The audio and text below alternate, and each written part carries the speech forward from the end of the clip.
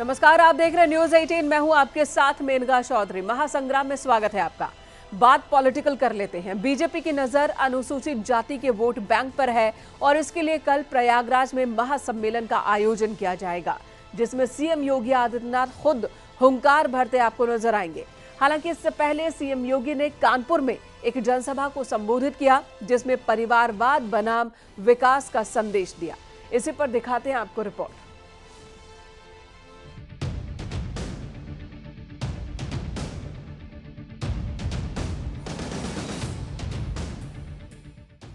लोकसभा चुनाव से पहले बीजेपी उत्तर प्रदेश में सभी जातियों को साधने में जुट गई है।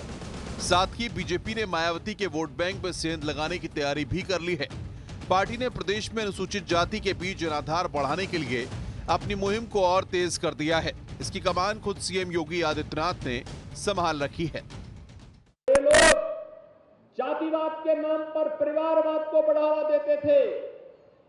जिन लोगों ने विकास के कार्यों में बैरियर बन करके आम जनमानस को विकास के कार्यों से वंचित रखा, उन सभी को दरकिनार करते हुए आज बिना भेदभाव के विकास की योजनाओं का लाभ जहां प्रत्येक जनपद को प्राप्त हो रहा है, कनेक्टिविटी का हो या फिर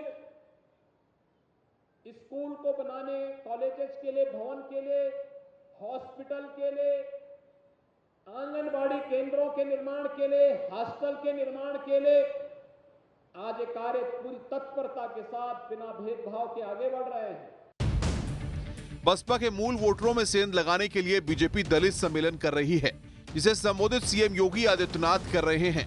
एक दिन पहले इस अभियान का बिगुल सीएम योगी ने कानपुर में फूंका, तो एक दिन बाद प्रयागराज में विशाल जनसभा का आयोजन किया गया। काशी प्रांत में अनुसूचित मोर्चा महासम्मेलन, मुख्यमंत्री योगी आदित्यनाथ इसमें शिरकत करेंगे। बताया जा रहा है कि महासम्मेलन में काशी क्षेत्र के प्रयागराज, सुल्तानपुर, अमेठी, कौशाम्बी, मिर्जापुर समेत 16 जिले से तकरीबन 2 लाख लोगों के पहुंचने की उम्मीद है। अनुसूचित मोर्चा महासम्मेलन के दौरान योगी आदित्यनाथ कई योजनाओं का शिलान्यास करने के साथ ही कुछ बड़ी घोषणाएं भी कर सकते हैं। दरअसल बीजेपी संगठनात्मक तरीके से प्रदेश के अलग अलग क्षेत्रों में अनुसूचित वर्ग सम्मेलन कर रही है। इसमें पार्टी के बड़े पदाधिकारी और योगी सरकार के मंत्री शामिल हो रहे हैं। 30 अक्टूबर को प्रयागराज में अनुसूचित वर्ग का सम्मेलन, 2 नवंबर को अवध क्षेत्र का लखनऊ में सम्मेलन आयोजित किया जाएगा। 3 नवंबर को गोरखपुर में अनुसूचित वर्ग सम्मेलन। इसमें केंद्रीय गृह मंत्री अमित शाह और बीजेपी के राष्ट्रीय अध्यक्ष जेपी नड्डा भी शामिल होने वाले हैं। और भारतीय जनता पार्टी, हमारी सरकारें हैं केंद्र और राज्यों में, हम अपना रिपोर्ट कार्ड के साथ, अपना लेखा जोखे के साथ माननीय प्रधानमंत्री जी के नेतृत्व में 2024 चुनाव में जाएंगे और कन्नौज सहित भारतीय जनता पार्टी उत्तर प्रदेश की 80 की 80 सीटें जीतेगी। दरअसल बीजेपी का दावा है कि उनकी ज्यादातर योजनाओं का लाभ इसी वर्ग को हुआ है। इसलिए पिछले चुनाव में दलित वर्ग का रुझान बीजेपी की ओर था और दलितों ने बीजेपी के पक्ष में वोट किया। ऐसे में पार्टी इस वोट बैंक को फिर से जोड़कर रखना चाहती है, ताकि उत्तर प्रदेश में मिशन 80 के लक्ष्य तक पहुंचा जा सके। Bureau report, news 18।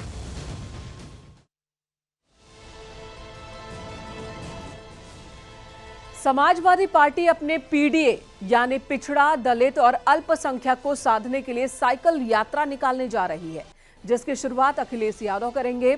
साथ ही इस यात्रा के दौरान एक बार फिर जातिगत जनगणना के मुद्दे को धार देने की भी कोशिश करेंगे।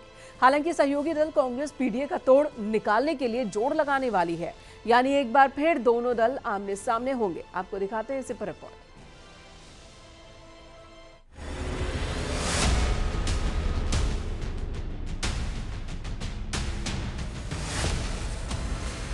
उत्तर प्रदेश में योगी नीति से मिली चुनौती का सामना करने की तैयारी है। बारी बीजेपी की सोशल इंजीनियरिंग को टक्कर देने की है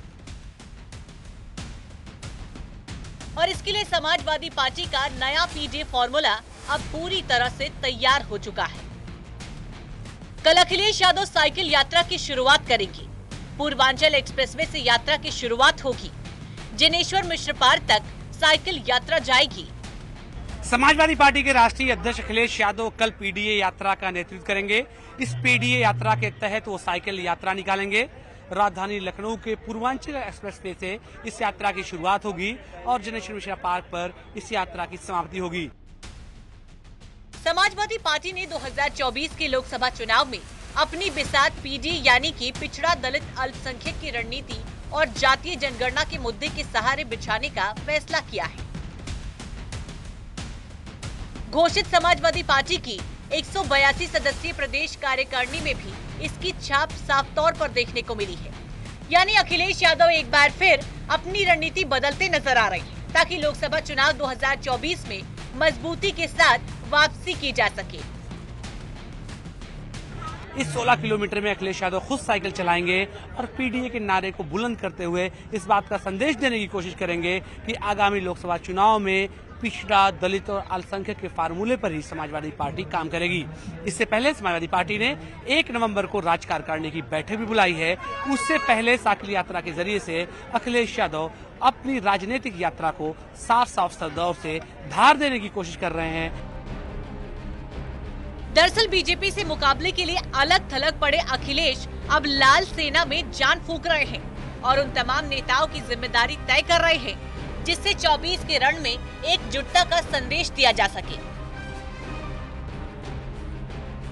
हालांकि कांग्रेस एक बार फिर समाजवादी पार्टी को चुनौती देने की तैयारी में है। इसके लिए पिछड़ों की गोलबंदी की जा रही है।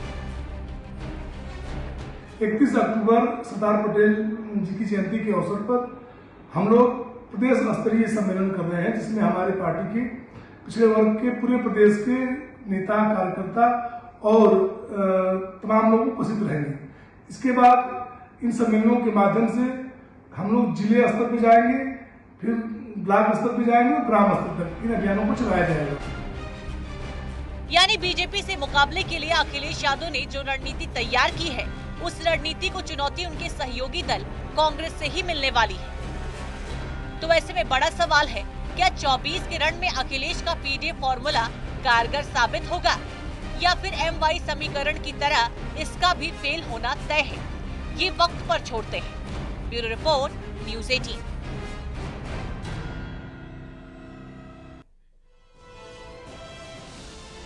तो सपा और कांग्रेस बार बार हर मुद्दे पर आमने सामने नजर आ रही है, लेकिन सपा की परेशानी सिर्फ कांग्रेस नहीं बल्कि सपा के अंदर मौजूद स्वामी प्रसाद मौर्य भी हैं। राम मंदिर को लेकर एसपी नेता स्वामी प्रसाद मौर्य ने एक बार फिर विवादित बयान दिया। स्वामी प्रसाद मौर्य ने कहा कि हजारों साल पुराने मंदिर का उद्घाटन क्यों हो रहा है। उन्होंने कहा कि राम जन्मभूमि पर पहले बुद्ध विहार था। तो इस तरह से राम मंदिर, राम को लेकर उन्होंने फिर विवादित टिप्पणी की है। जाहिर सी बात है, आने वाले दिनों में उनके इन बयानों का समाजवादी पार्टी को खामियाजा भुगतना पड़ सकता है। उद्घाटन का तो कोई औचित्य भी नहीं उठता, लेकिन भारतीय जनता पार्टी और तथाकथित धर्म के ठेकेदार दिखावे में ज्यादा यकीन करते हैं। ये दिखावा है, छलावा है, जिसका अस्तित्व हजारों साल से बना आ रहा है। करोड़ों लोग जिसके अनुयायी हैं, जो करोड़ों लोग जिसे भगवान मानते हैं, आराध्य मानते हैं, पूज्य मानते हैं, उनमें आस्था व्यक्त करते हैं, तो अब उसमें प्राण प्रतिष्ठा क्या? इसलिए कोई दौरा नहीं कि वहां पहले बुद्ध विहार था। भगवान बुद्ध कई वर्षावास वहां भी थी। वहां अयोध्या और साकेत दो प्राचीन नगरी है। महाराजा प्रसेनजीत की राजधानी सावरती थी, वो राजधानी साकेत था। भगवान बुद्ध कई बार राजा प्रसेनजीत के कार्यकाल में वहां पर वर्षावास भी किए हैं। इससे कोई दो राय नहीं, लेकिन वर्तमान में वो मस्जिद और मंदिर की बात को लेकर के माननीय सर्वोच्च न्यायालय में मामला गया और माननीय सर्वोच्च न्यायालय के निर्णय से वो मंदिर बन रहा है। इसी बीच योगी सरकार शीतकालीन सत्र में अनुपूरक बजट लाने की तैयारी में है। विधानमंडल में 2023-24 के लिए पहला अनुपूरक बजट पर काम शुरू भी हो चुका है। नवंबर के दूसरे हफ्ते में सरकार सत्र बुला सकती है। अनुपूरक बजट का आकार 35 से 40 हजार करोड़ रुपए के बीच हो सकता है। अनुपूरक बजट के जरिए चल रही परियोजनाओं को पूरा करने के लिए सरकार खजाना तक खोल सकती है। इस बजट सत्र में बीजेपी अपने मैनिफेस्टो के संकल्पों को पूरा करने की कोशिश करेगी। साथ ही अयोध्या की परियोजनाओं के लिए बजट में खास इंतजाम भी किए जा सकते हैं।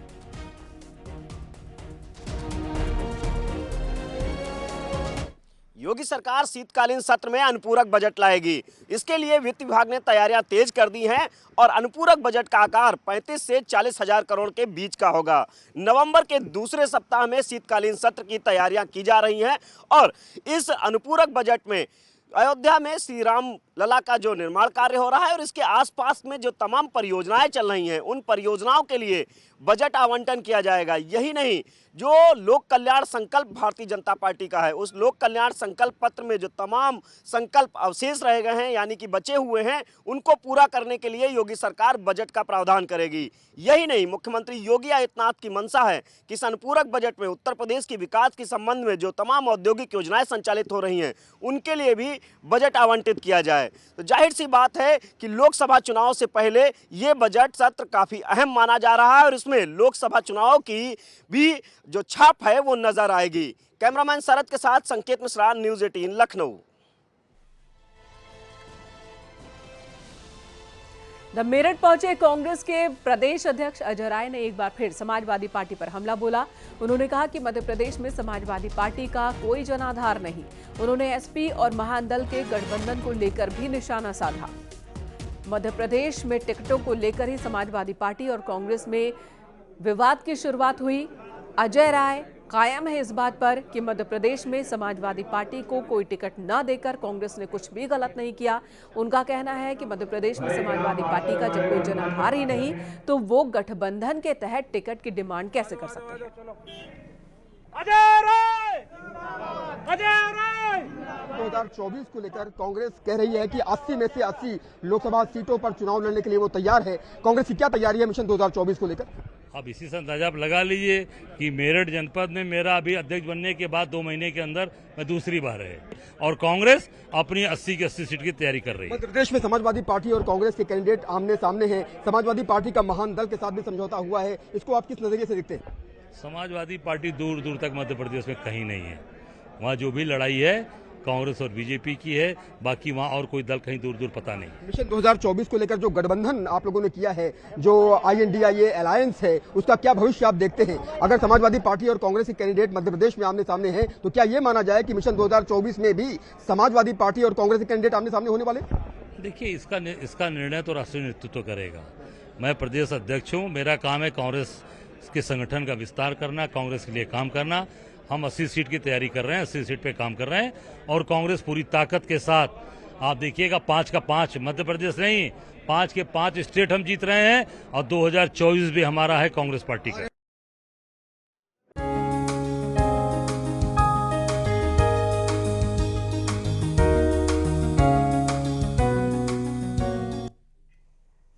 आज पीएम मोदी ने मन की बात कार्यक्रम के तहत देश को संबोधित किया। ये मन की बात कार्यक्रम का 106वां एपिसोड था। पीएम मोदी ने पैरा एशियन गेम्स के खिलाड़ियों को बधाई दी। पीएम ने कहा कि पिछले दिनों एशियन गेम्स के बाद पैरा एशियन गेम्स में भी भारतीय खिलाड़ियों ने जबरदस्त कामयाबी हासिल की है। मैं हिस्से लेने वाले सभी एथलीट्स को बहुत बहुत बधाई देता हूं। साथियों, मैं आपका ध्यान special Olympics world summer games की ओर भी ले जाना चाहता हूं। इसका आयोजन बर्लिन में हुआ था। ये प्रतियोगिता हमारे इंटेलेक्चुअल डिसेबिलिटीज वाले एथलीटों की अद्भुत क्षमता को सामने लाती है। इस प्रतियोगिता में भारतीय दल ने 75 गोल्ड मेडल सहित 200 पदक जीते। रोलर स्केटिंग हो, बीच वॉलीबॉल हो, फुटबॉल हो या लॉन टेनिस, भारतीय खिलाड़ियों ने मेडल्स की झड़ी लगा दी।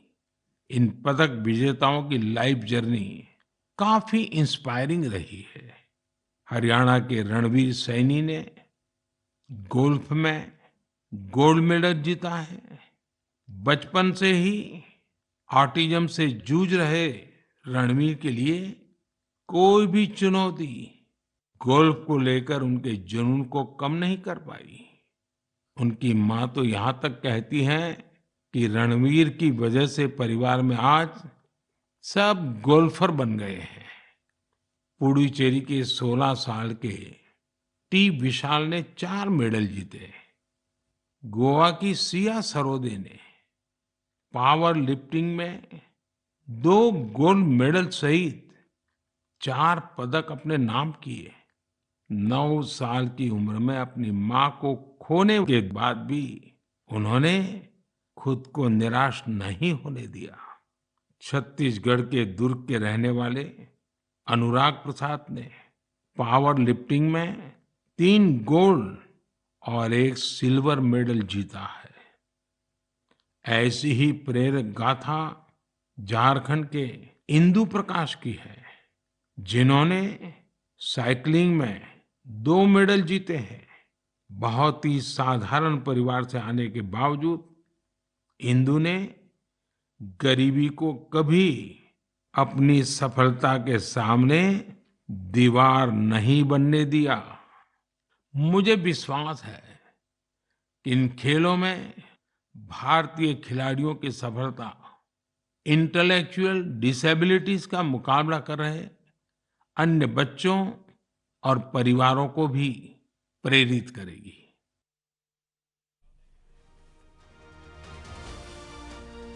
यहाँ रुकेंगे एक ब्रेक के लिए, खबरों का सिलसिला जारी है।